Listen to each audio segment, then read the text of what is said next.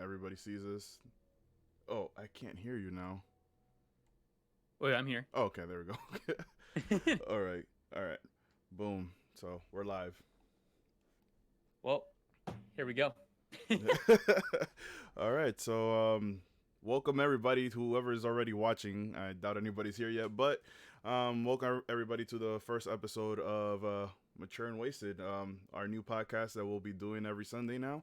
I'm Maturish Bambino, and this is Green Tea. Green Tea, if you want to introduce yourself to everyone. Hello, I am the wasted one, the wasted boy, the green tea, the green tea of the tea, the finest tea of teas.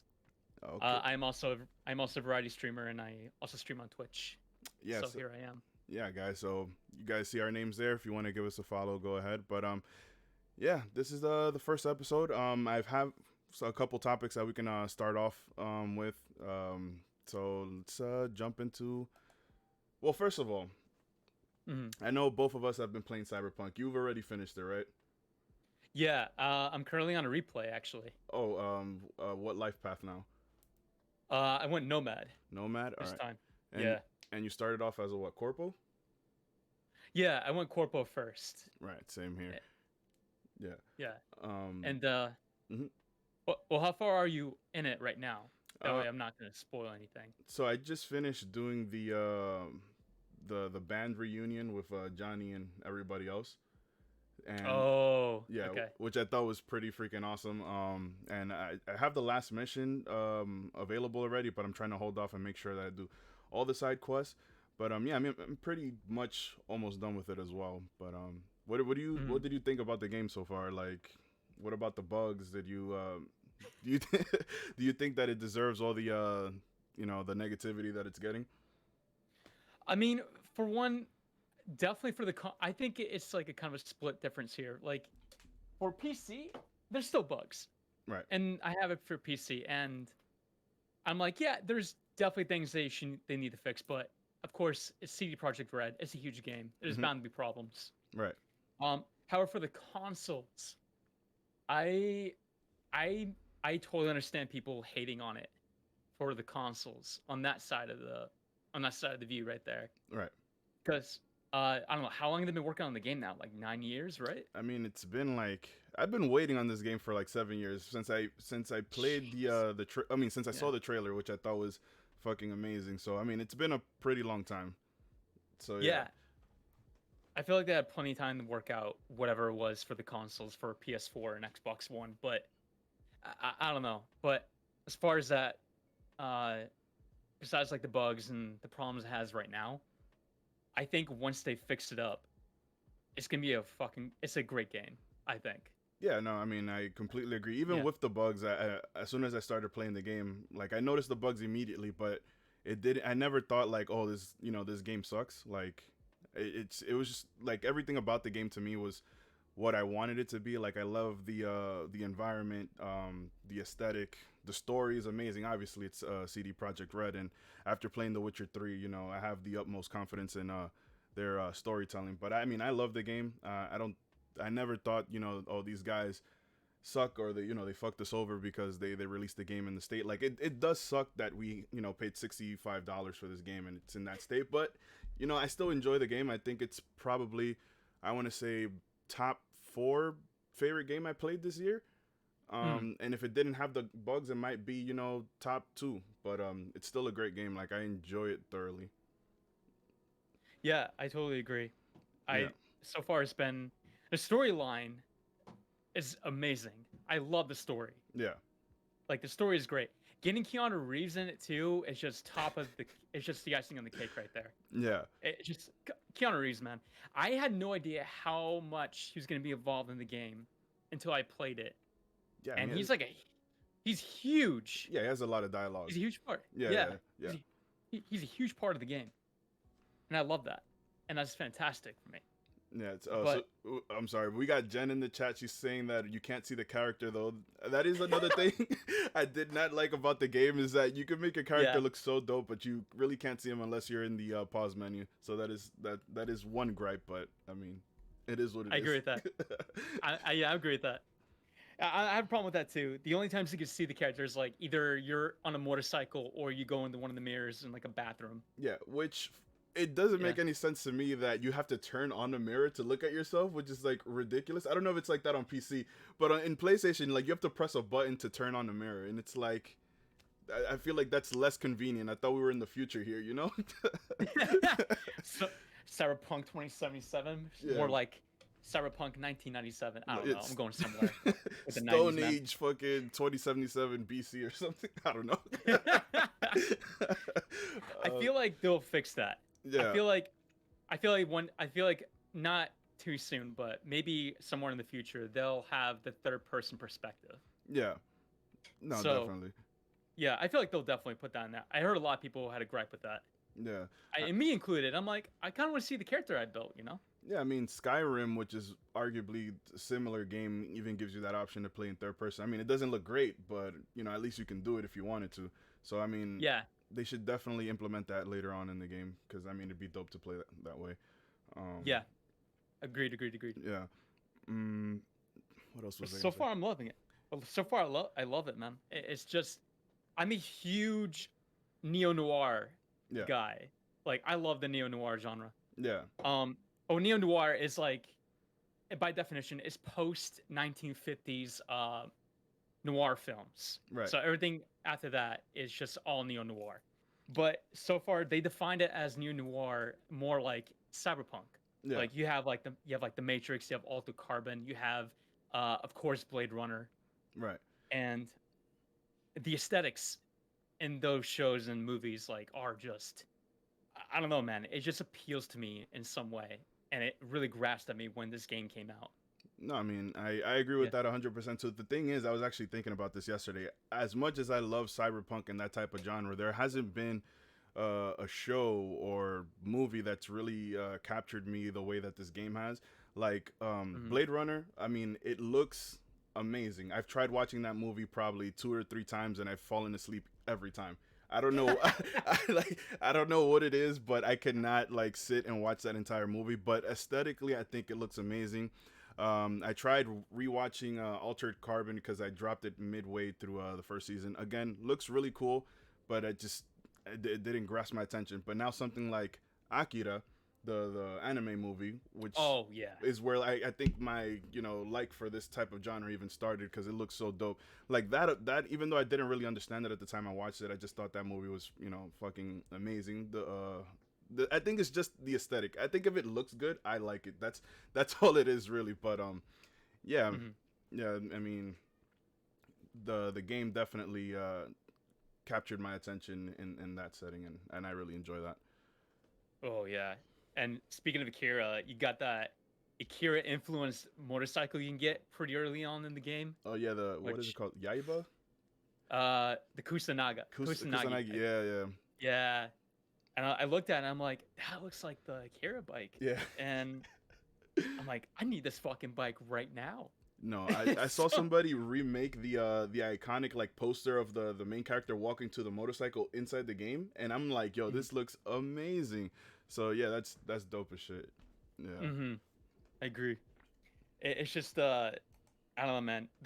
If you look closely in the game, if you play the game, there are so many references to neo noir genres. Like I noticed a couple of them. Like, oh, also I just found out there's actually a reference to Breaking Bad Oh in really? Cyberpunk. Yeah, one of the missions is called the Heisenberg Principle, Oh my god. and the mission is you have to go destroy this drug cartel, like this little factory they're using called Glitter, and you have to go destroy it. And it's like this basement. And I'm like, that's Breaking Bad all over, man.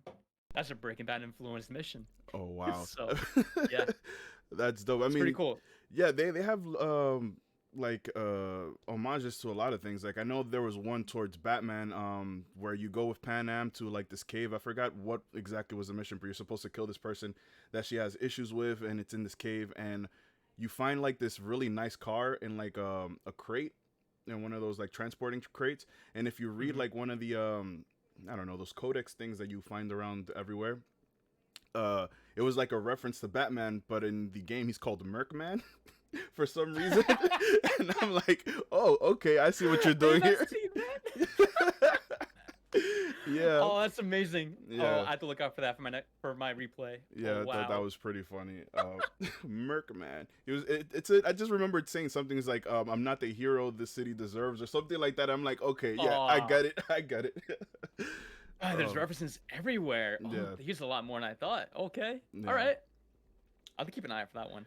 yeah, Yeah, no, but yeah, Cyberpunk, just I think it's great. It's just there's some issues needs to work out, and I'm sure it'll be worked out eventually. And when that happens, it'll definitely become a great game. yeah. I mean, I can't Yeah. wait to replay it in 3 months.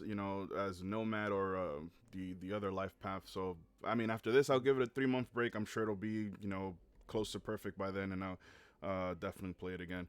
But what other games have you played this last year? What do you think is the game of the year for 2020? Ooh, game of the year. Oh Yeah. shoot. We're going against the Game Awards 2020, right? Yeah. Right. Okay.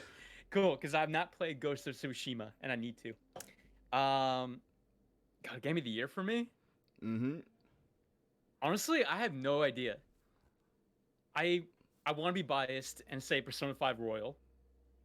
Have not played that. Uh, yeah. Yeah. You have not played it? I haven't played. I just played the regular one, but I mean the The regular regular. one was amazing. Mm, Yeah. yeah, the regular one is always amazing. And see, I played Royal. Final Fantasy VII Remake. I love that one. Loved it. That was yep. I played the original and I played this one and I love it. I love the remake. I love what they did with it.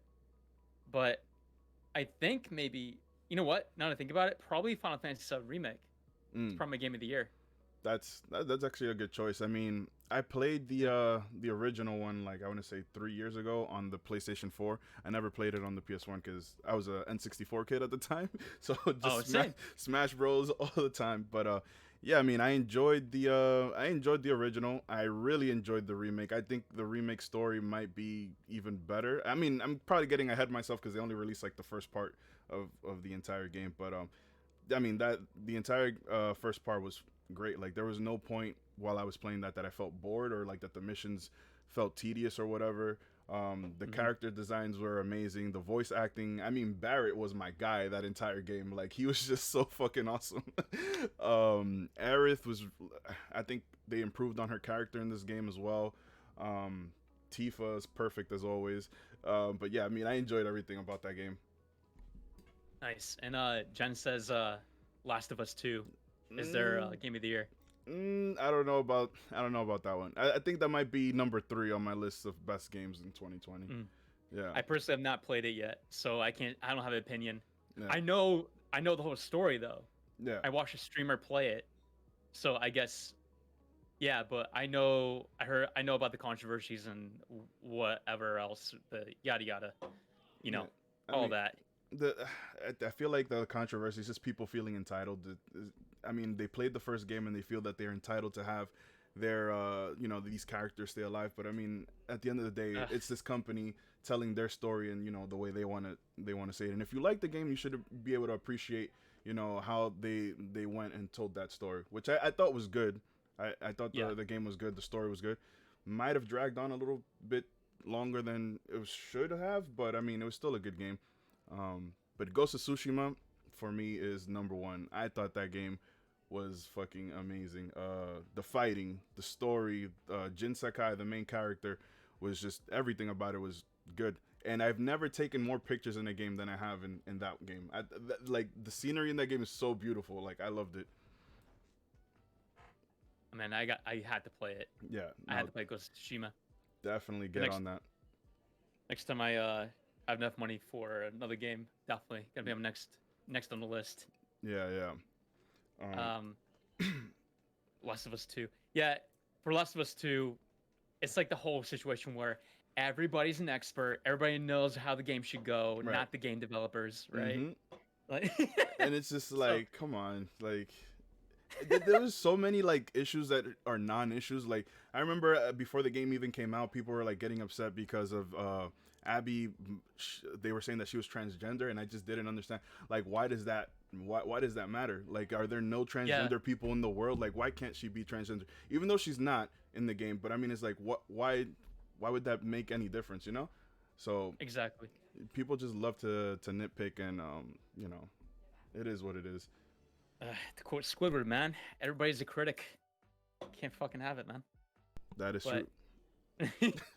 what's up, Lightning? What's going on, dude? Hey, lightning in the corner in the chat. What's going on? But yeah, I heard Last of Us 2 is pretty good, and I watched it, and I know the whole story, and I'm like, I think it's a great story. I thought people were mad because it was not a male protagonist. What's his name? Joel, right? Right? Yeah, Joel. Yeah, and I don't know, man. I'm just like, who the fuck cares what the gender of the protagonist is? Right. Why does that even matter?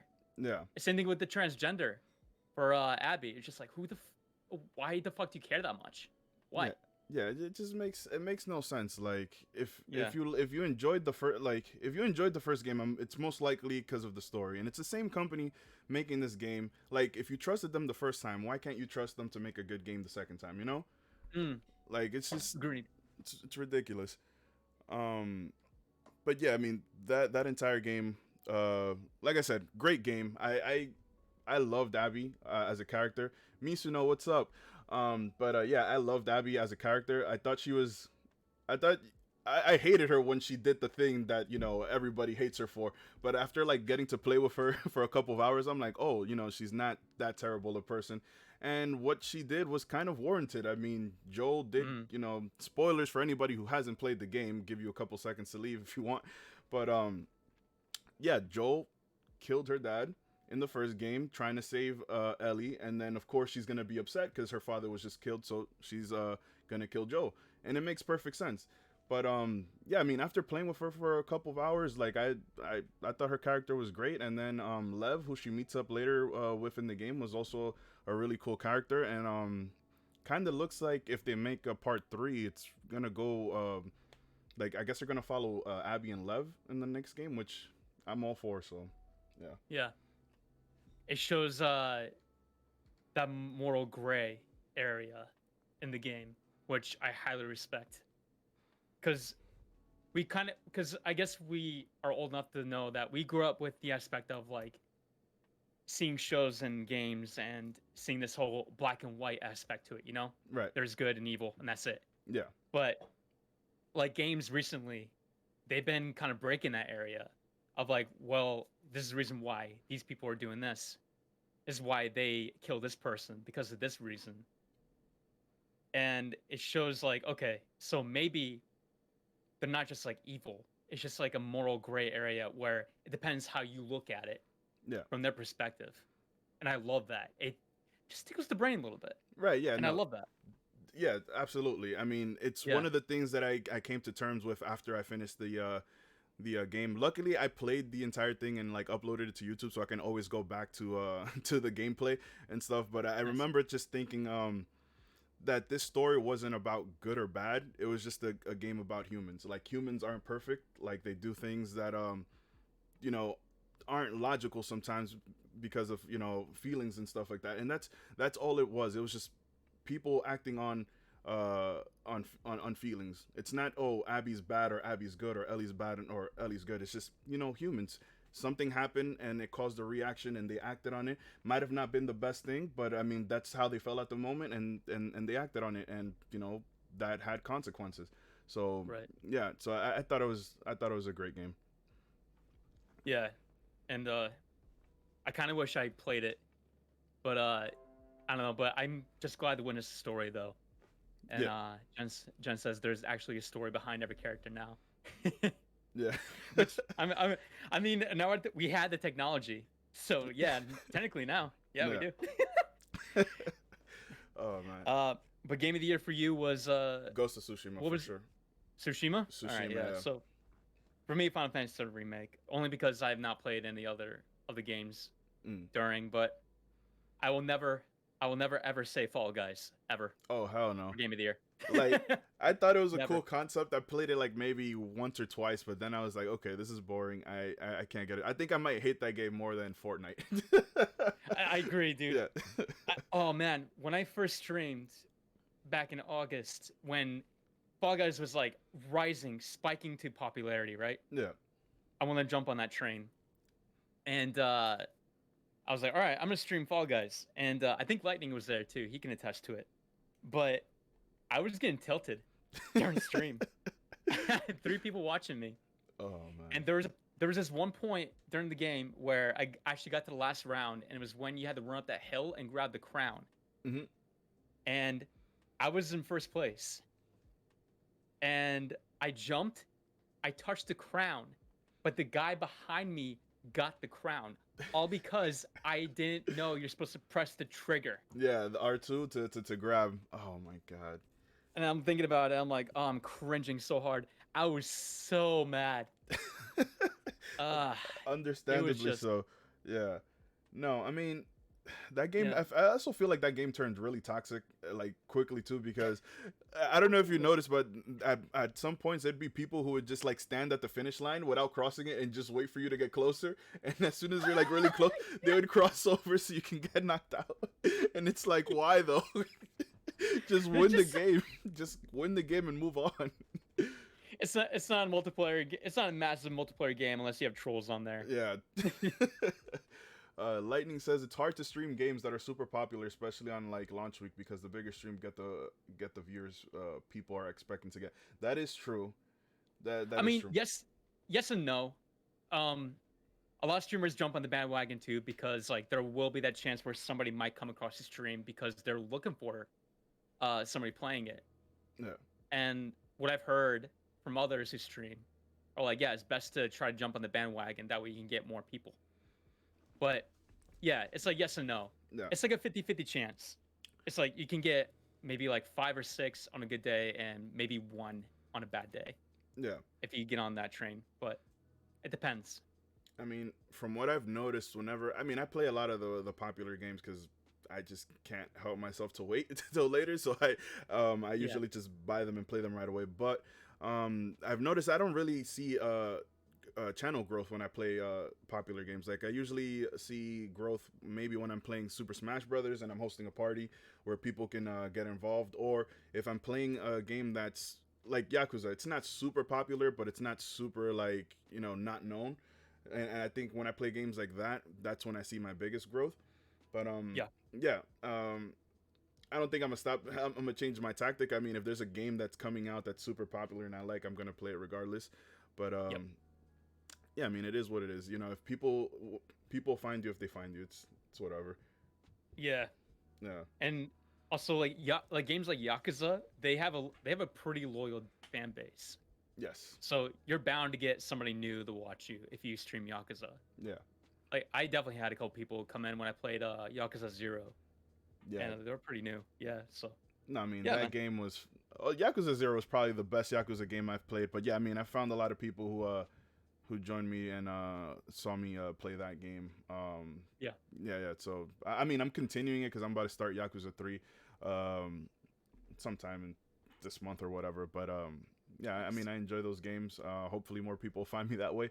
But if not, again, I feel like if you stress yourself just thinking about what game do I have to play to maximize the amount of new people that are going to come watch me, it's not going to be fun. Like I think that you should continue to play games that you enjoy and just keep having fun with it, and your channel grows steadily. I guess it might take you 10 years or whatever, but if you're adamant and passionate about it, then keep going with it. I agree. Yeah. I totally agree. 100%. Mm-hmm. I 100% agree. Yeah, so those games. What Yeah. What was the biggest or the best performing game on your channel, you think? Oh, Smash, definitely. Smash? Oh yeah, Smash Brothers, definitely. Like you said earlier, you tend to get more people to watch you if they can somehow be involved. Right. Yeah, so like Smash Brothers is definitely a big one if you are doing an arena, like a public arena. Yeah. Yeah, that was like, yeah, that's definitely like a big one for me. Yeah. I mean, Yeah, so definitely. yeah, yeah. I mean, I would probably do more Smash Arenas if I were any good at the game, but I suck. So I mean, I could only take losing for so long before I'm like, you know what? Maybe I'll I'll leave this for some other time. Oh, dude, Oh I've man. been there, man. I've been there. Like a month ago, I had that. I was like, I was feeling so unconfident in playing Smash. Like a month ago, I was like, all right, I need to take a break from this game because I'm not having fun playing Smash right now. Yeah. Like, yeah, I can't. I mean, I thought I was like really good at that game. I got humbled so quickly, so quickly. I mean, even with when I tried playing Mario Kart, I'm like, all right, this is a game that I'm not gonna come in 12th place or whatever place. Like I know for a fact I'll be in top 5 no matter who I invite in, and it was just like, nope, I came in last every single time because the viewers just know all the tricks. Like they know who to pick, how to maximize speed and everything, and I'm just like, okay, this isn't fun anymore. I haven't played Mario Kart in a long time, but yeah, I still know all the shortcuts, like how to drift, Yeah, everything like that. yeah. So I feel like Mario Kart is like it has a cap on how good you can get at it.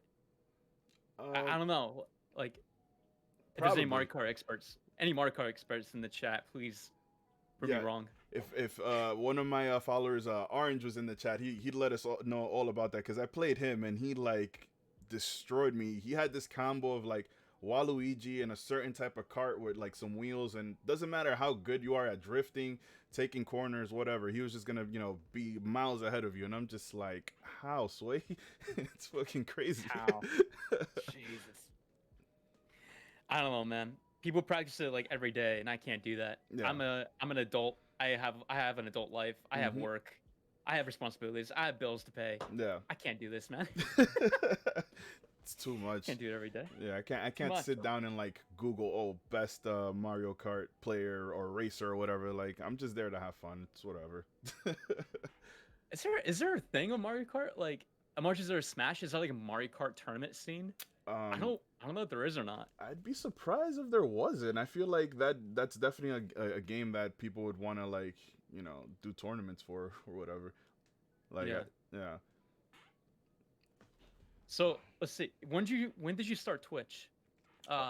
Bambino. I started it. I want to say 2, 3 years ago, but I just never did anything with it, and because of the whole pandemic thing, I was just sitting at home because I wasn't working, and I'm like, I need to do something. Like I need to Mhm. do. I need to have a hobby because usually before I was doing any of this, like I would make mixes, like music mixes, like I would do photography because I love editing photos or whatever, and I just wasn't in the mood to do any of that stuff because COVID and shit. Like just a guy was feeling blue. To put it lightly, but then Like, I'm yeah. yeah, then I was like, you know what, let me try to do this YouTube thing because I was watching this really big YouTuber who just does let's plays, and like it didn't seem like that hard, so I did that for a while. Did a couple games all up on YouTube. Then I'm like, all right, let me try um Twitch, and I had just remembered that I had an account like that I made two years ago and started that up, and here I am now. So yeah. Nice, dude. Yeah, yeah. What about you? Very, very cool. What got you into Twitch? Uh, um, like I made this account like 2 years ago, but I did nothing with it. Mhm.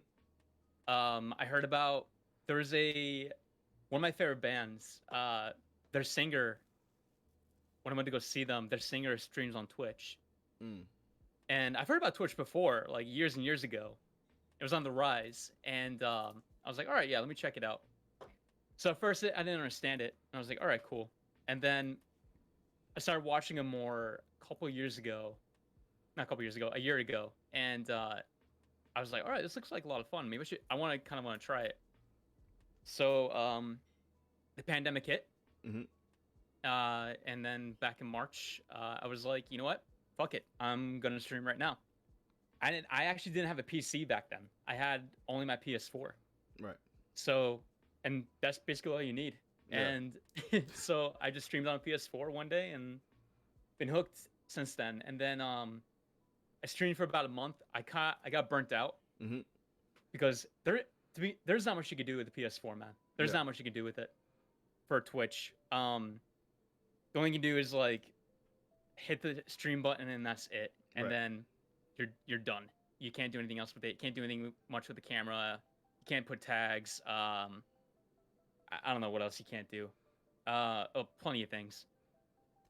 So and then I wanted to come back, so I saved up enough money. I got a PC and I started streaming back in August. Nice. And yeah, so I like to call that my official month of actually starting Twitch. Mm-hmm. And like March and April were more like a test run Right. for me. So yeah, Yeah. I mean, started back then. yeah. I mean, I guess it almost sounds like we had similar stories to getting to this point. But yeah, I mean, that's pretty cool. Is there anything that surprised you after starting Twitch? Like, is there anything that you thought like, huh, this is like, I didn't think this would happen? That's a good question. God, I'm trying to think. I mean, I don't know, to be honest. I don't know what I can't think of anything that actually surprised me. Yeah. That God, I'm trying to think, man. I'm sorry. It's okay. Jeez. Anything that surprised me? I mean, come back to me, but Okay. so far I just expected everything to happen to me, like everything like what the internet is capable of, and that happened. Right. So like you can't really put past anything on the internet, I think, but I feel like there was something that surprised me. What about you? I'll come back, but what about you? Is there anything for you? I mean, just people watching me. Period. I did not think that I was gonna get viewers like at least as much as I've had, or followers as much as I do now. I thought I was just gonna get on there and just I guess wish for the best, but I wasn't really like super optimistic about it, because I'm like, there's so many people doing this. It's like super saturated. What are the chances that people are gonna find you and stick around? So that was my mindset at the beginning. So when I had people start following me and stuff, I was like, oh wow, this is actually pretty cool. And then when I became affiliated, I was super surprised by that, because I was just playing one day, and like I guess this group of like Irish gamers or like European gamers just found me, and they all like made sure that I reached affiliate that night, and that was pretty cool. I went from like 40 followers to like 61, 65, something like that, and I was like, oh, that's awesome. So Shout outs yeah. to the Irish. Yeah. Shout outs to the Irish. Cool people. Actually, yeah. Yeah, probably similar thing then. Probably that, because you always had that low expectation of like, why would somebody watch me, right? Right. Like, because you look at Twitch, and I remember and that reminds me of like the first time I've ever heard of Twitch, and I'm like, why the hell would I just like? And it was like years and years ago. Yeah. And I have like a more expanded mindset, thank God. I was like, why the hell would I just sit there and watch somebody play video games when I can just do that and enjoy the game for myself, right? Right. But I remember, I think 2015 is when I really got into Let's Plays, because somebody said that it's just like hanging out with your friend. Yeah. At a friend's place. So yeah, I think that was one of the things about Twitch that I was like, okay, this is pretty cool. People want to watch me. People want to come and hang out. People like what I do. Yeah. So yeah. What surprised me the most about Twitch was how much you notice things that you do on camera that you're not well aware of. Like your habits kind of thing, right? Yep. Yeah. Like I noticed I know sometimes like I'll sway a lot. Like kind of like this in a way. Yeah. And then I was like, dude, I look like somebody who's schizophrenic. Like, what the hell? Like, stop. So you focus on that, and then like that's how you kind of knock that habit out. Yeah. Because you have the camera on, you see like, oh shit. Yeah. No, yeah, for sure. I mean, I feel like just being on camera and like just seeing myself and being able to just look back at the recordings has definitely improved confidence, weirdly enough, because I'm usually the type of person who'd like go back to certain situations and be like, wait, did I say something weird, or did I do something weird, did I look weird or whatever, and then I would go back to Twitch and look at it and I'm like, oh no, I'm fine. So just being able to see things like that and be like, just know that I'm not doing anything crazy or weird, like definitely boosted up Yeah. confidence. So I mean it that's, I guess, one of the positives of being on Twitch. Lightning redeemed hydrate. I got you, fam. I got you. Oh, I'm here, so I gotta do it too. Cheers. See, Lang's trying to kill you, man. Yeah. Also, been ignoring. Also, chat need to catch up with it.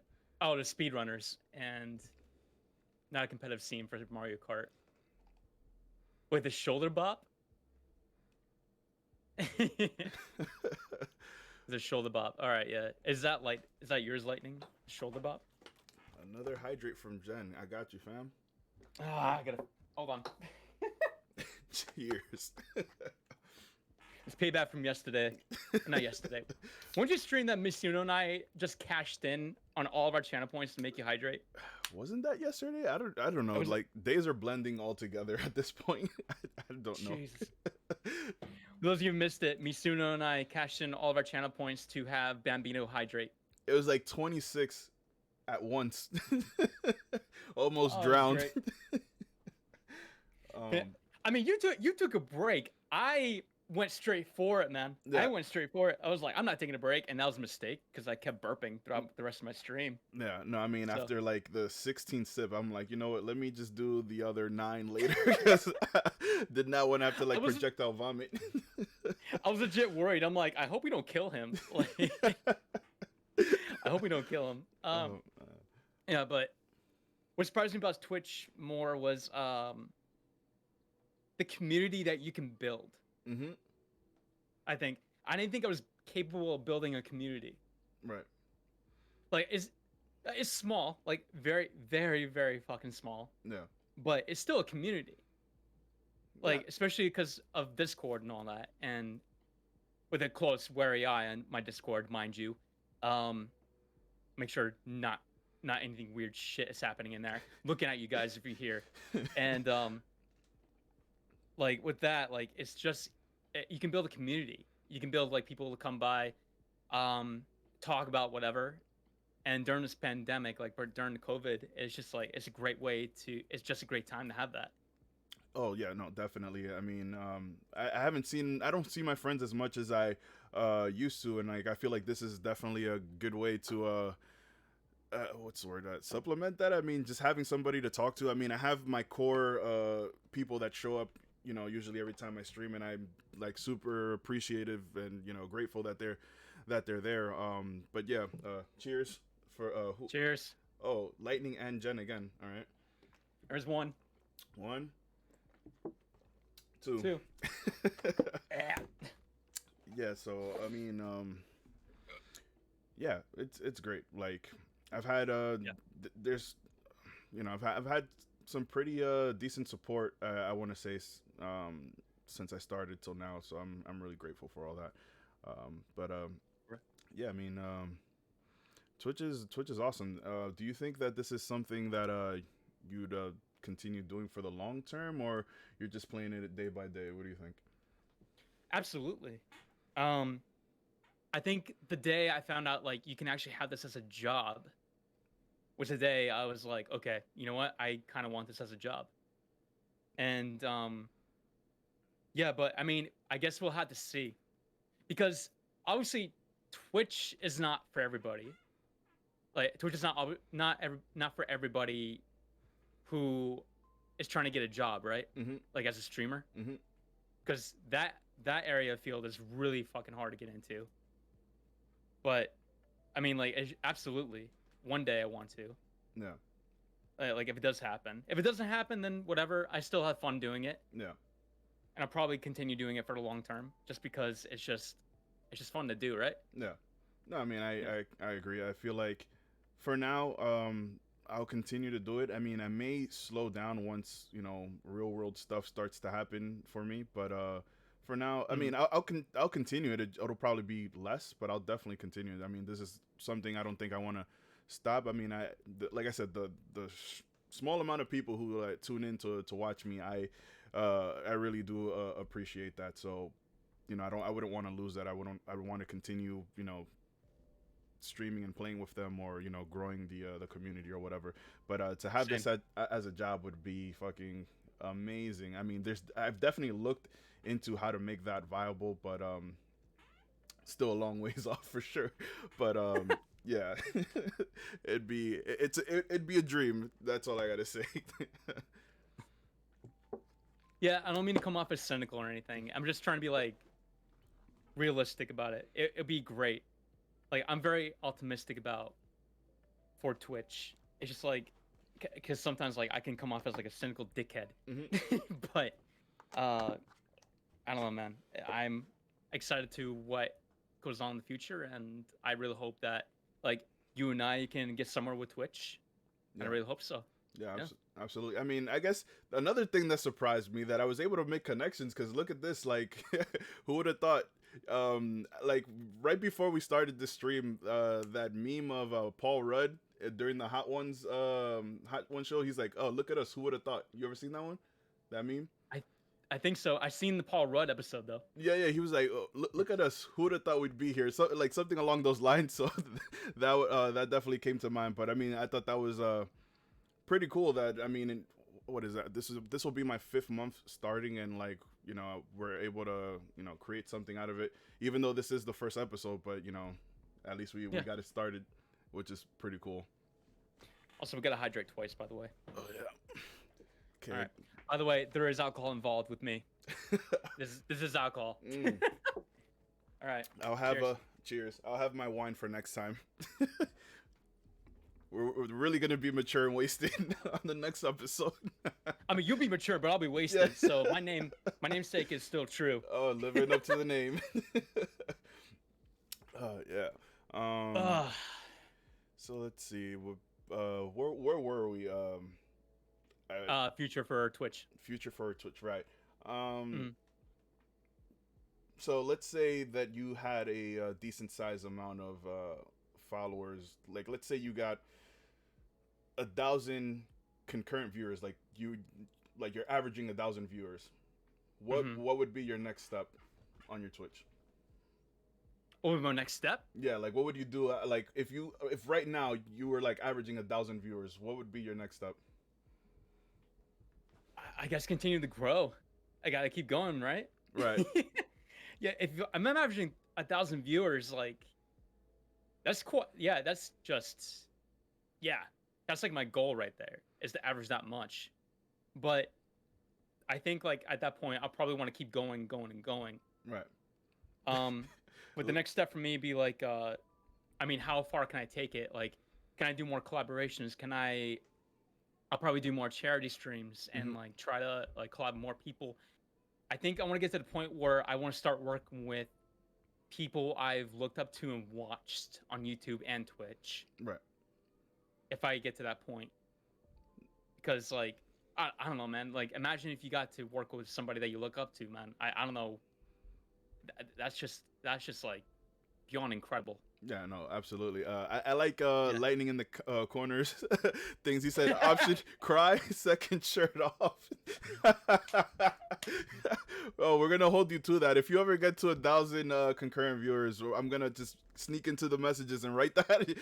You gotta cry and take off your shirt. Oh, let's go, lightning. That's why I'm glad you're here, man. Oh man.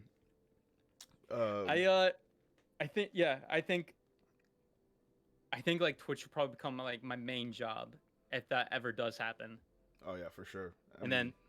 But the way I look at Twitch though is I can't just like have it be like this is how I look at it. I can't have Twitch be like, all right, you just sit and go, right? You just sit and play a game, you stream right there, right? Mm-hmm. But I don't want it like that. Not for me. Right. Like for me, I want to give back to the viewers. Like I want them to have fun while they're doing it. I want them to be involved while they're here. And it's okay to mention other Twitch streamers, right? They're big. They're big. I'm not sure. I mean, are you saying anything negative about the Twitch streamers? Oh no. Oh, okay, then I guess. Like big positive. Okay. Yeah. Yeah. I will never mention a Twitch streamer if I hate them. Um, there's a streamer called Excessive Profanity. I became really fond of, and he averages about that much actually, about 1,000. Oh wow. And he has this thing for his tier 2 and tier 3 subs that they get to pick somebody, and it's usually somebody who's being a fucking asshole in chat, right? And they send him to what they call the chopping block, the guillotine. Uh-oh. And then there's like this whole thing where it's just like this whole video of people being in the video like chanting like should this person be executed or not, and executed means being banned. Oh wow. And they make a whole show of it. Yeah. They show the person's name and the crimes they commit as in their chat log. Yeah. And if enough people say as in the French word oui for yeah, that's one of his emotes. If enough people say that, then they get banned. Oh wow. And it's really fun. I highly recommend checking him out. He's a really good streamer. He's dope. He's really cool to listen to about his ranting, and I love his arguments. That we check him out. But that's the kind of way I want to give back to viewers. Like they can do shit like that. No, I mean that sounds that is both hilarious and like genius at the same time, because I think the more you can get your audience involved into your Twitch channel, you know, the better. So to have your audience vote on who can get banned and who shouldn't get banned is, I think, you know, genius. And to make a whole show of it is like that's A+ thinking, big brain moves right there, as the young people say. Big brain moves, man. Yeah. Fucking galaxy brain. Yeah, it's fantastic, and I love it. And that's the kind of thing I want to go for. Not necessarily like banning people like that, but like somewhat in that regard where my viewers can be involved. Yeah. That's my goal for Twitch. Like, because I don't want to be like, I want to make sure like everybody's like enjoying themselves and like having fun and like they can do shit. Right. You know. Yeah, and I think. I mean, but also if they just want to chill and just watch, and that's cool too. Yeah. I don't mind. Yeah. Yeah, for sure. I think that's one of the hardest things about Twitch is how to get your audience involved, like during, you know, every time you stream or whatever. Like coming up with viable ideas, I think is probably the most difficult. I think if I can like figure out, you know, things that I can do to get, you know, the chat more involved, it'll be better for both parties. But yeah, I mean that the way, you know, that guy does it, I think is genius. So I think I got to like think more about how I'd be able to truly get the audience involved, and also for it to be viable for me, like something that I can actually do to get people involved. But yeah, that was pretty cool. Yeah, definitely. It's definitely like a big thing for me. I mean, what about you? Like, is there anything like you want to do? Like anything like you just want to like? Is there something like original you want to try? Original? I mean, not at the moment. Again, it's just something that I have to I guess think about more. But I've always thought that if I got big enough, I guess I would just do the same thing that, you know, the bigger Twitch people are doing, which is like take your VODs, you know, have them edited by somebody, post that on YouTube, so you'd also be making YouTube money. Obviously there's also merch, more emotes, you know, podcast was one of the things that I wanted to do, so I'm glad that I got that started, because I feel like it's a good avenue for more content, and also to expand, you know, whatever it is you're doing. Basically, you don't want to have all your eggs in one nest. It's my whole philosophy. So if you can grow doing this, you know, you should try to expand into as many things as possible. I just agree. in case one, you know, gets fucked up. I agree. Yeah. Like YouTube is definitely like a good bet. Twitch and YouTube go very well hand in hand together. Especially like, I actually do want to get an editor too, as well, whenever I get to that point. Yeah, editing is hard, man. Like I tried it with like this like free software, and just like rendering times and stuff, like I just did not have the patience for it. And I'm not gonna say I don't have the skill, because I know if I applied myself, I'd be able to, you know, be a good editor. But I don't have the patience to edit, so I would definitely need to get somebody to do that for me. Yo, that's me in Photoshop, man. I can't do it. Oh, I love Photoshop. I can be on there for fucking hours. That and Lightroom, oh my god, love it. Teach me, for the love of God, teach me, dude. I have no idea what to do. Where's the magic wand? There was a magic wand there. It's gone. I can't find it anymore. Oh man. Oh my god. Yeah, no. Yeah, I mean, Photoshop is not that hard. I mean, I learned like I want to say over 4 months. Just, I mean, I'm not trying to flex or anything. I'm sorry. No, I'm not trying to flex. But yeah, I mean, just watching YouTube videos, I learned that. And once you learn Photoshop, what's the other one? Illustrator becomes pretty easy because it's a lot of the same principles and same buttons and things that you can press. And then Lightroom, I learned that one in about a week.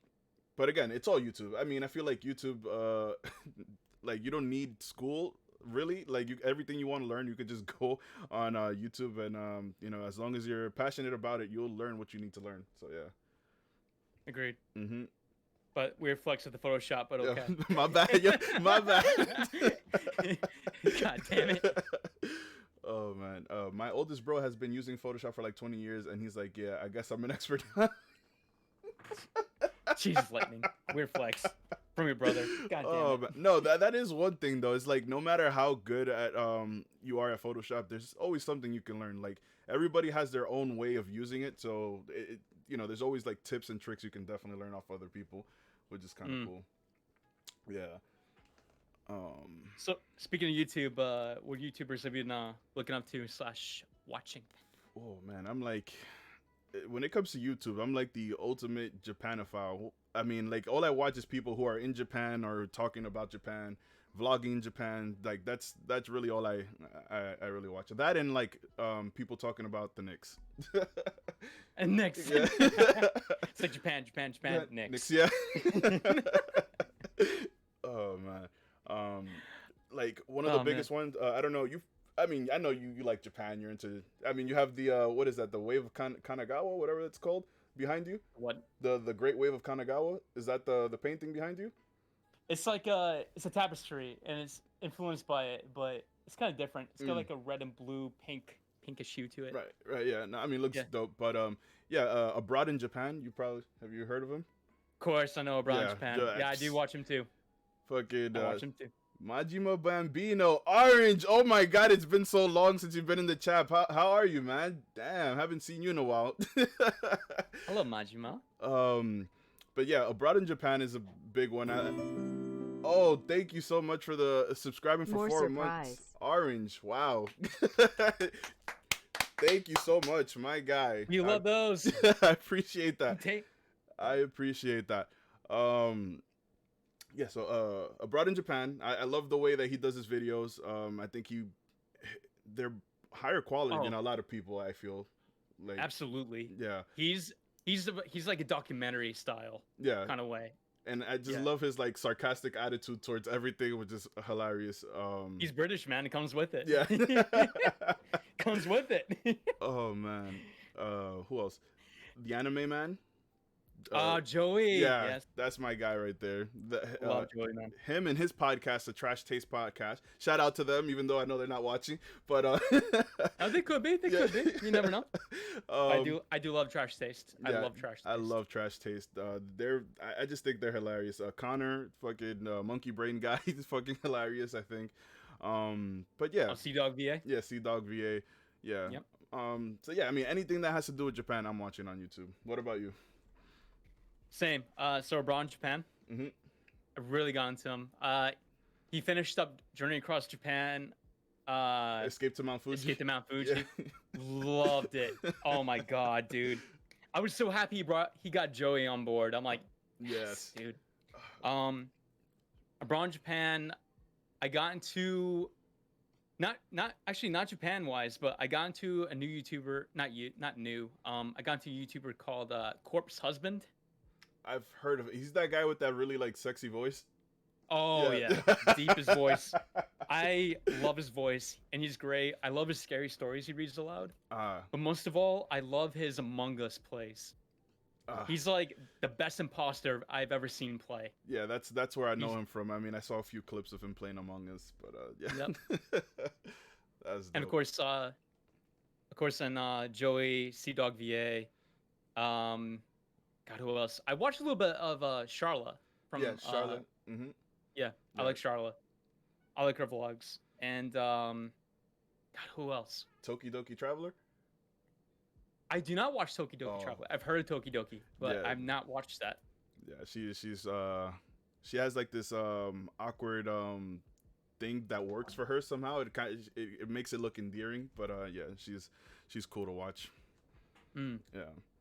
Um, Yeah, you and I are both like huge Japanophiles. yeah, yeah. So yeah. I love Japan. I mean, I'm if I'm thinking maybe if everything goes back to normal, I'd probably want to go visit. You know, sometime this year if they open up the borders again and this stimulus money comes through. But you know, Mm. a guy could hope, dream, get that stimmy check real quick. Agreed. Yeah. I'm actually looking at maybe going to school, language school in Japan, You're going? and I might be, yeah. Oh, nice. Yeah, for not for long, for like 3 months. Oh, that's dope. Yep. And so I'm looking at that, and I think I want to go in October, which hopefully will be done by then. But we'll see. We'll see Oh about man, that. I mean, if yeah, that'd be awesome. Is it gonna be in Tokyo? Like what prefecture? It's most looking like it, but to be honest, I've been having a fascination with Osaka. I think they have a school there. Same. I don't know what it is about Osaka, but Osaka like draws me in more than Tokyo. Maybe because I'm a little hipster when it comes to Japan. Like everybody talks about Tokyo, but I'm like Osaka though. Like there's Osaka, man. there's other places. Yeah. I want to see the Glico building and all that. Mhm. No, I heard from what I've heard from people is who've been to Osaka is that Osaka is grittier than Tokyo. Mm. And I'm like, that kind of makes sense to me because how Osaka appeals to me more than Tokyo because you and I are in New York and Yeah. New York's pretty gritty.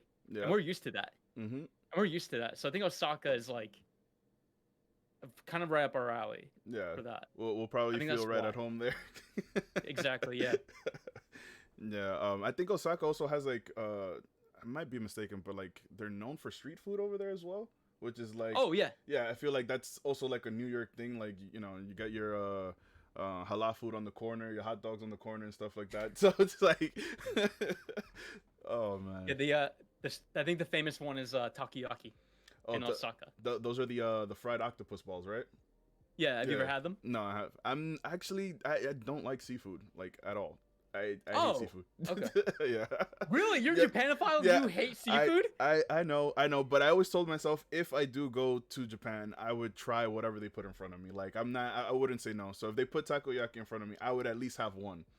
Okay, that's Yeah. fair. Yeah. So you can actually get takoyaki here Yeah. in New York, and there's a place called Japan Village in Brooklyn. I just found out And about that place actually, like not too it's long ago. Yeah. oh shit, I didn't even know there was like a big Japanese community in New York, and to like I guess I just Googled it one day, and I'm like, what in Brooklyn? Okay, guess I Yeah. gotta go. yeah. I went there, and I went with somebody, and we just like it's like a whole building, and the whole floor is like a bunch of not fruit, bunch of food vendors. Nice. They had the okonomiyaki pancakes, they had the takoyaki, they had ramen, they had everything you could think of, onigiri, sushi, whatever. Nice. And then next to it, they had like a Japanese grocery store, and they sold wagyu beef there. No way. I mean, And that has to be I- like expensive yeah. as hell. $140, I think I saw it for one, for I think a pound. Oh my And god. so I have a story about takoyaki. Yeah. So the takoyaki we had there at Japan Village, they had this thing called the Russian roulette takoyaki, Yeah. and you might have seen it abroad Japan. They featured it, Oh, but it's when with the one had like wasabi in it. Yeah. yep, it was like very spicy. So they had the six. In case you guys don't know what it is, takoyaki is like fried octopus balls, and you usually get 6 of them. And for the Russian roulette one, they inject a spicy sauce in it. I think it is wasabi or something else. Oh man. But it's one of them has like a spicy center to it, and it's fun because you just take one and it's like Russian roulette, right? I end up getting it. Oh my I got god. the Russian. I bit the bullet, and it was so fucking spicy, dude. Oh my man. god! That But here's the weird thing about it. Yeah. I actually enjoyed it. Oh my god. I enjoyed it. It was a good taste. Oh, I don't think Yeah. I've ever actually tried wasabi, but I mean, from the reaction that I see everybody else have when eating it, I mean, like it can't be, it can't be good. But that Mm. does sound like a fun game to play. Like that's something I would definitely like. You know, you have a whole bunch of drinks and you're with your friends. That's definitely something I would want to try for sure. Yeah. Real. Orange man. Why is Japanophile a real word? I don't know if it's a real word. I just borrowed that from abroad in Japan. Japanophile. Good thing it It, wasn't Russian roulette. Uh-oh. Yeah. yeah, good thing. Yeah. Yeah. I mean, they had that on the side, but I had to go in the back, so I was like, nah, dude, I'm good. Oh Uh, man. yeah. Where did Japanophile come from? Did it come from abroad Japan? That's the first time I heard it because I don't know if you know, but he has a podcast with Pete Dav. Is it Pete? Not Davidson. Pete Yeah, something. Pete Davidson. Yeah, Is it Pete Pete Davidson? Davidson. Oh Yep. yeah, well yeah. He always calls him a Japanophile, so I'm like, that's a funny word. I guess I'm one of those too then. Japanophile. Japanophile is a real word. Oh, okay. Oh, it is a real okay. I actually thought it was like a slang Yeah, I thought it for was a minute, something he but made up. Yeah, yeah. Japanophile. Oh But man. yeah, weeb is definitely like definitely a slang for that. Yeah, Weeb is definitely and like otaku. otaku. Yeah, Yeah, I love the word otaku. I like that better than weeb. But yeah. I don't care. I like weeb too. I don't care. Yeah, I mean, I'm not gonna get offended if anybody calls me either one of those things. So it's whatever. Yeah. Um, what's one thing that you've, I guess, found surprising watching or learning about Japan that you know probably you had like a misconception about?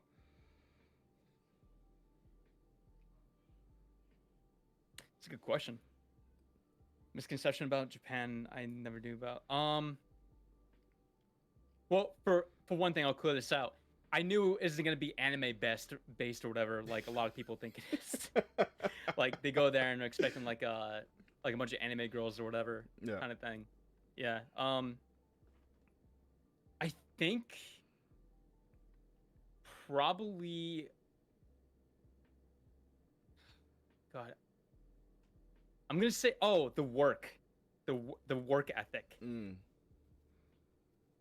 The work ethic is, I think it's atrocious. Yeah. Yeah. I don't know if you guys know about the work ethic in Japan, but it's atrocious. They Um, don't they have a word for it for people that get overworked?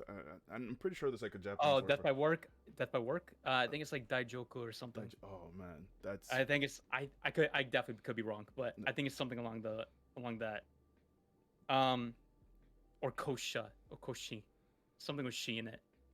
Shine. Um, shinderu. Um, yeah, but they have that's like I'm gonna go to dark territory. That's probably the one thing I don't like about Japan is their work ethic. It's just their work ethic is atrocious because they believe that you should not leave the workplace until your boss does, and the boss usually doesn't leave until very, very late. Yeah, it's ridiculous. And most workplaces don't pay overtime, Yeah, is what I've heard, and that's fucking atrocious, man. yeah, And it's all because people they want to get that promotion. Like they want that promotion and they barely take off any vacation because if you take off for vacation days, you'll be seen as like not really reliable for that promotion you've been aiming for. yeah, Yeah. I think that's one thing surprising about Japan. yeah. I mean, that's About is the work ethic. yeah. Like everybody, I guess the workers just want to save face, and like you said, yeah, they want to seem like they're reliable and stuff. But I mean, also that is terrible. I mean, Chris Broad from Abroad in Japan, he's always talked about like how when he was teaching that a lot of the times he would have to just stay in the classroom doing nothing because you know his boss was there or everybody else was there or he didn't want to be like the first one to leave because you don't want to seem as lazy or unreliable, and I just think that's crazy. I mean, if you're there early, you know you should be able to leave at the time that you're supposed to leave. Like that's wild. I agree. Yeah. And yeah, that's just like yeah, it's more probably one thing that's surprising about Japan. Is their work ethic. But yeah. What about you? Like what's one thing that surprised you about Japan. I mean, I'm sure there's a lot, but the one that keeps coming to mind, and I know it's kind of dumb, but the fact that people who watch anime over there are kind of seen as like losers a little bit, in which I'm like, but why though? You guys are making it like Dude, that was like America. That was America in like 2005. Oh my god. Like that's so weird to me. Like I just imagine that everybody would be more open to it, especially since like anime is seen like in like malls, like they have their own like amusement parks. They have trains with like you know, things advertising anime. I mean, Demon Slayer I think just became like the movie that made the most money in Japan recently or something like that. Kimetsu no Yaba. Yeah. So it's like I just found that a little weird, but yeah, I don't know either. That's just like I can't believe Japan has not gone past that with right, the anime expectations. Like, because as far as I know, America is like we're good with it now. Back in like Tanam, it was like a huge. I think it had a good impact on the U.S. and probably around a lot of other countries in the world. But Japan, where it originated from, it's like that is surprising to be honest. yeah, It's just like that is one of their biggest money makers is anime. right. I was Yeah. I was watching another streamer. I forgot his name. I think it might be Evanito or whatever. But he had pulled up a meme, and it was like Japan's economic structure, and it was like it was a dog standing on four cans. One can was like PlayStation, one was hentai, the other one was anime, and like the other one was like more hentai. and, and he's like, if you take away any one of these, it's a wrap. Holy shit, that's funny. Oh I love man. hentai's like both above and below Yeah. anime. That's hilarious. Oh man. Yeah. Oh my god. That's so funny. Man. Jesus. But Oh god, we gotta hydrate. oh well, I mean, I just did mine. That was a preemptive hydrate. I just knew it was gonna come up, so I drank first. And you're getting that foresight. Yeah, exactly. I didn't see that one coming. Ah. Damn it, like ah. Mm. So, we're just made it past an hour. So, I don't know. Have we ever discussed how long these podcasts were gonna be? No, I just assumed like we go on until we're done. Right. So it's I- up to I up to mean, you, man. there's still a lot of stuff we can talk about, but I also want to feel like we should probably save that for the next one just in case. But so all right, we'll do one more topic and then we'll end it. The PlayStation All right. 5 situation. How do you feel about that? Were you gonna get one? I'm never gonna get it. You know, oh, because you're a PC gamer now, or is it because it's impossible to find? No, it's impossible to Yeah. find. There's like what 5 in the U.S. Yeah, yo, that is so crazy. Like at one point I thought I had it. I thought I secured it. I paid for it. They took the money. They sent me a confirmation email. 2 days later, I look at my bank account. The money's back in. They send me an email. They're like, "Yo, we had to cancel your order." I remember that so well. I remember you told me that. I was laughing, dude. That's Oh my so God. crazy, man. It's like, come on, man. Jesus. Honestly, truth be told, I'm good without it for a while. Yeah. I'm fine with like. I was never on the hunt for it. I was never like hyped for it. I was like, yeah, whatever, next gen, cool. No, I mean, Because I'm a Nintendo guy through and through. right. Because like the Switch is something I wanted for a long time, Mhm. and I finally got it like I think 8 months after it came out. Mm. And but PS5 and Xbox, like I'm like, yeah, whatever. But yeah, I don't know. I'm not concerned about it. If I ever want to upgrade, I'll upgrade. Yeah. I'm in no rush. No, I mean, I was definitely riding that hype train. I'm like, okay, everybody has it. I need to get it. I have to have it. Like when it comes to like tech, that I'm a techie. I love new tech, whatever it is. Even if I don't need it, if I can have it, I want it.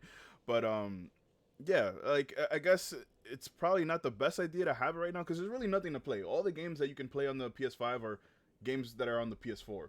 Like it Exactly. yeah. So it makes no sense to really purchase it now, because it was the same thing when I initially bought the PS4. Like, I think the only game I was playing on PS4 when it came out was like Resogun, and you're probably thinking like, what is that game? And exactly, Yeah, literally, yeah. I was yeah. like, what the So fuck is that? yeah, so it's like I guess it doesn't hurt to wait, maybe 6 months or whatever, and see what else comes out.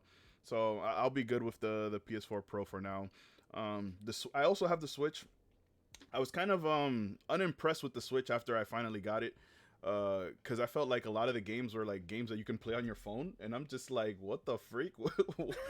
why did I just spend $300 on this if I can play all these games on my phone? But yeah, I mean, it's fun for the games that I do have, like Smash and Mario Kart, Yeah.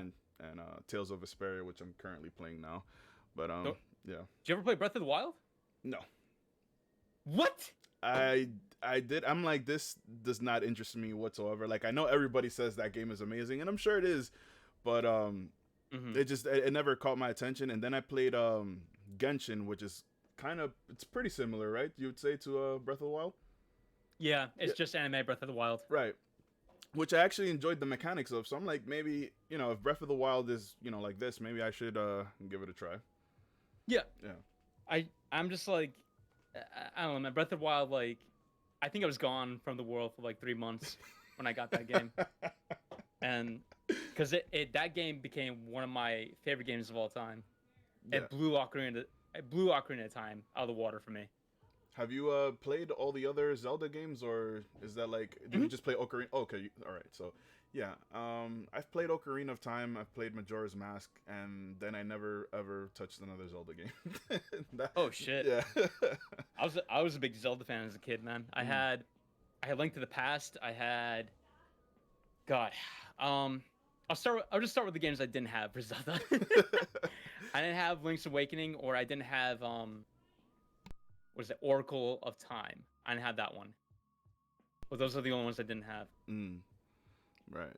Yeah. I mean, from a person who's not like a super fan of it, I feel like that whole series just got a little bonkers. I mean, at one point, Link turns into a werewolf. I didn't know what that was about. What's it called? Twilight Princess? I think that's the one where he turns into a werewolf. Just a wolf, Bambino. What are you talking about? Don't get me heated, man. I'm kidding. Oh man, but yeah, I mean, like, oh, actually, you know what I think it was that I never played another game is that after the GameCube, I didn't own another Nintendo console till the Switch. I just remembered that I didn't have the Wii and I didn't have the Wii U. I think since you're thinking of that dumbass Sonic game, Wait, no. So you're telling me Link didn't turn into a wolf at one point? he turns into a wolf, but not Okay. a werewolf. Okay, all right. Yeah. I'm like, wait a There's minute, I'm going crazy. difference. I'm going crazy. Oh man. Yeah, so I didn't have another Nintendo console till the Switch. So I guess that's what kept me away from Zelda. No, that's fair. Yeah. Yeah. That's fair. Yeah. It's Zelda. So it's like there's a bunch of games. They I hate to say it, but Zelda was kind of repetitive for a bit. With the newest installation every now and then. I think that's why I loved Breath of the Wild, because it like did away with all of that. Or most of it. Yeah. Because Breath of the Wild, they went back to like their roots. I'm talking about like the very first game that ever came out for the Nintendo Entertainment System, and it was literally just like launching you to this open world and like, all right, cool, go explore, do your thing. And that's pretty much it. Yeah, I mean, it seems like such a huge game. Like I feel like if I ever started it, I'd probably like not know what to do for a good majority of the time, because there's so much to do. It seems like they give you so many options right off rip, so it's like you don't really have to do the main stories. I don't know. It just seems like it's really like a really big game, and I'm small brain, so yeah. No, you're not small brain. Come on. I'll give you that. Yeah, but I mean, it's cool that you were able to get into that game for 3 months. I'm starting to think of like what game I have a similar feeling towards, and it probably was Persona 5. I think that it was the same way with me. Like I got lost into that. I think it'll be the closest I'll ever be to being a Japanese high school student, and I loved every minute of it. Can we talk about Persona 5? Yes, please. Yeah. Oh. Let's Oh end my it on God. Persona 5. Please. Oh my god. All right, so Persona 5 is like it made my top 5 games of all time. Like the original, obviously. Yeah. Um the thing is I've never heard of Persona until Joker was announced as a DLC character for Smash. Oh wow. Yeah, I never heard of it. I've heard of Shin Megami Tensei, Hmm. but I never heard of Persona. Yeah. So I'm like, who the fuck is Joker? And I literally thought it was Joker from Batman because I heard for somebody's mouth that he made it to Smash. I'm like, Joker for Batman made it? That'd be And no, it, that'd be a bit weird. Like it'd how be do you really like weird. skip Batman and just like nah we'll have Joker like what? Exactly, yeah. Um And I was like, oh, it's this anime s character I never heard of before. So, and then I was going through a time in my life like a couple years ago. Well, like 2019. Oh yeah, 2 years ago. Wow. 2019, and Persona 5 was on my mind. I was like, you know what? Maybe I should give it a try because a lot of people talk about that game. Everybody I asked was like, it's such a good game. Please play it. Um, and then it was on the PlayStation Store for like $20, and I got it in like April 2019. yeah. This is how you know I love this game. Is that I know the exact month and date where I when I got it. You have it marked on the calendar like anniversary. You know what? I probably should have it. It was like April 20th, 2019 is when I got Persona 5. And I played it, and every time I went to work, every time I was out somewhere, all I could think about was going back home and playing that game. It was just incredible. No, I I mean, think what sold me on buying the game was the soundtrack. oh yeah, the soundtrack Yeah. is amazing in that game. Um, but yeah, no, I love that game. Some friend just told me about it. He's like, yo, you should buy this and play it. And I'm like, I guess I have nothing else to play at the moment. And like, I'm glad he didn't tell me much about it because I think if he tried to explain to me what Persona 5 was, I'd be like, nah, I can't play this. Because if you tried explaining to anybody like what Persona 5 is, it's just like impossible. It's like you're playing Pokemon as a JRPG while also like changing people's hearts and personalities and stuff like that. And it's there's so much involved in that game that it's hard to explain it coherently and sell it to someone. I feel like you just have to like give it to somebody and just be like, here, experience it, because it's just it's so much going on in the game and it all just works. It works perfectly together. I agree Yeah. completely. Like any praise to give that game, I'm gonna agree with. Any praise to give that game, I'm just gonna agree with off the bat. Yeah, no. Um, Orange says changing people hearts surgeon simulator. Just imagine Morgana being a surgeon. Yeah. Ugh. Oh man. Oh yeah, you don't like Morgana for some reason. I thought Morgana I was don't. cool. What's I wrong with don't. Morgana? Is it time? Oh, you can't do that right now. It's time to go to bed. You can't get up. You can't do this. I'm like, shut the fuck up, you cat. I'm gonna do whatever the fuck I want. Oh my god. Also, um, I won't go much in the story, but there's certain parts of the story where I was like, yo, you're writing too much on Ryuji, man. You need to chill the fuck out. And then he's the kind of character who he can't he can dish it, but he can't take it. Mhm.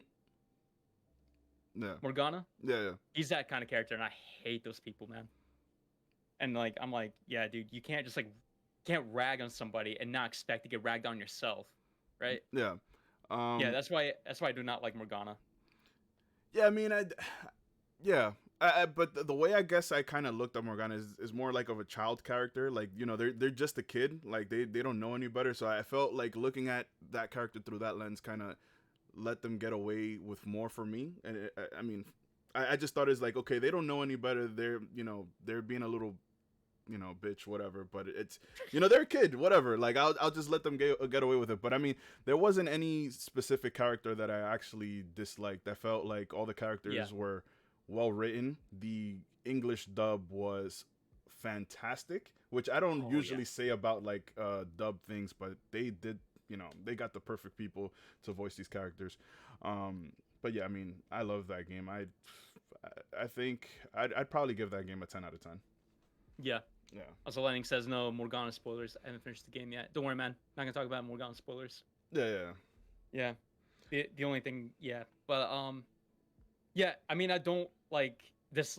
Like, I just don't like Morgana in that regard. Like, I definitely still like him, but he's definitely my least favorite character in the game. Yeah. I like his cocky attitude. I think that will give him that. But other than that, I don't know, man. Persona 5 just like it just clicked so well with me. Yeah. I can't explain why. It just did. Yeah, it just works. Like, Yeah. it's crazy. Who like what team were you rocking for the majority of the game? Oh, anybody with Makoto. Facts. Makoto, best girl. Facts. I was running with Ryuji, Makoto, and Morgana just for healing. Honestly, Makoto is actually a good healer, to be honest. But what was I gonna say? Yeah, Makoto, best girl, obviously. But the team, I was not concerned about, and I was like, whatever works with me. Yeah. And oh my god, to rant a little bit, like, I'm sorry to everybody in chat, but again, hashtag not sorry. Why the fuck do you guys say Futaba best girl? Like, she's like petite, tiny, and she's like more like a little sister. Yeah, I mean, and I'm like, people who decided to date Futaba in the game, yeah, a little sus. I'm just saying. They're just a little weird. Yeah. Like, what? Oh man. I don't know. You're entitled to, because Futaba is queen. Get out of your Lightning. You're banned. Yeah. Get out. It's on my channel, but you're banned. I mean, Futaba's awesome, but in my personal experience, she's more of like a little sister character. I mean, they're all in high school or younger, so yeah. But Makoto's mature. She's a senior, no? I think she's older. She's like 17 or 18, if I remember correctly. Yeah. But also, it's that whole debate of like waifu kind of thing, of like, is that appropriate kind of thing? I'm like, yeah, that's just like, you just like the character for who they are. Yeah. Also, our characters and also in high school, so I don't know what you're trying to insinuate, buddy. Yeah, Lightning. Yeah, what's going on here, Lightning? Calling you out right now. Makoto 17. Okay, I'm not. Yeah, I think we're 17 in the game also, so it's all good. Hydrate. When you don't have permission to do the welcome section of the Discord. Orange, you don't have permission to welcome to see the welcome section of the Discord. I will fix that. Oh shit. Okay, Orange, I'll fix that after this stream. And Lightning is now trying to drown us. So 1, 2, 3, 4, 5, 6. He's trying to get us back for calling him out. Yeah. 1, 2, 3, 4, 5, 6. Hold on, I'm waiting for another one. Nope, maybe not. All right, cool. 6. Cheers. I'm gonna drink this whole can. Also, I'm drinking boozy tea, so that means I'm drinking the tea Lightning. That's 6. I'm definitely gonna have alcohol on the next one. I'll have some wine or some shit. What's that? The plum wine called again? The Japanese drink? Oh, umeshu. Yeah. Umeshu. That one. See if I can find some of that. I love umeshu. Umeshu, man. But Persona 5, like, how do you rank it, man? Yeah, I mean like, what it bring to you? Because I know what it brought to me, but I wanted to know like what Persona 5 did for you, like how the game affect you. I mean, it was just a nice world and story to escape to. I think like it really like drew me in terms of, you know, like the way it was written, the story, the characters. It I don't want to sound too cheesy or whatever, but it kind of made you feel like a part of the, you know, the gang, like, you know, like those were your actual friends. I know that sounds like loserish or whatever, or it might sound that way, but it it definitely you know, gave me those feelings, which is not too many games really do. I feel like another game that I can mention that also gave me those feelings were Final Fantasy 15. I feel like the camaraderie with the characters in that game the feeling was sort of similar, but yeah. I enjoyed it. Like I said, it's the closest thing I'll get to being a high school student in Japan. So Honestly, I don't want to ever be a high school Japanese student. I hate wearing uniforms. oh well, yeah, Uh, yeah, yeah. yeah, Also, their but no, curriculum is like really hard. Well, harder than U.S. anyway. I'll see how to do to school on Saturday. Fuck that. Oh, Um, but no, I totally agree with you. No, I had the same thing. Like, I felt like that group of friends, those mid-fit bunch of characters were my friends as well. yeah, And I think a lot of people agree with that as well who played it. yeah. So yeah, man, I don't think that's loser at all. No, I'm just That's saying. just something that I don't think so, but just in case if anybody sees it at that way, like I don't care. Like I get invested into games if they're really good, and that just happens to be one of those games that I was super invested in. no, then the game developers have done their job. Yeah, That they got you really invested into it, yeah. and they got you feeling that way. Then yeah, definitely. Mm-hmm. But yeah, Yeah. that's what Persona 5 did for me as well. Made me feel like I was part of something, like part of a group, Yeah. and just I don't know, man. Like it had like the dark recurring themes. It had like it touched on actual like tragic events that could actually happen to people. Mm-hmm. Like with the first bad guy, definitely. Oh, Um, yep. Yep. What was his name? Kamoshida? Kamoshida. Yeah. Yep. And yeah, definitely, man. Yeah. I'm glad to hear it. Um. All right. Yeah. So that was the first episode. How do you feel? First episode. Well, besides being very hydrated, I feel great about it. How Yeah. about you? Yeah. No. Thanks, Lightning and Jen and Orange for hydrating us. It looks like my skin is glowing. So thanks to you guys. But yeah, this was good. I was a bit nervous. I thought there was gonna be a lot of silent pauses, but it went way better than expected. So that's great. I mean, there's only silent pauses when chat wants us to hydrate. But, Yeah. you know, that's how it goes. That's Fucking acceptable though. Fucking hell. All right, Nervous cool. in Well, this economy?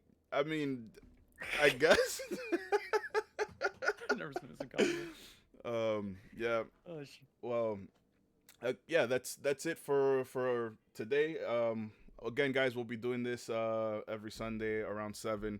I will work on getting this onto Spotify and iTunes just in case you guys, miss a stream and want to listen to us, talk later on in the day on your way to work before going to sleep or whatever, whenever you listen to podcasts.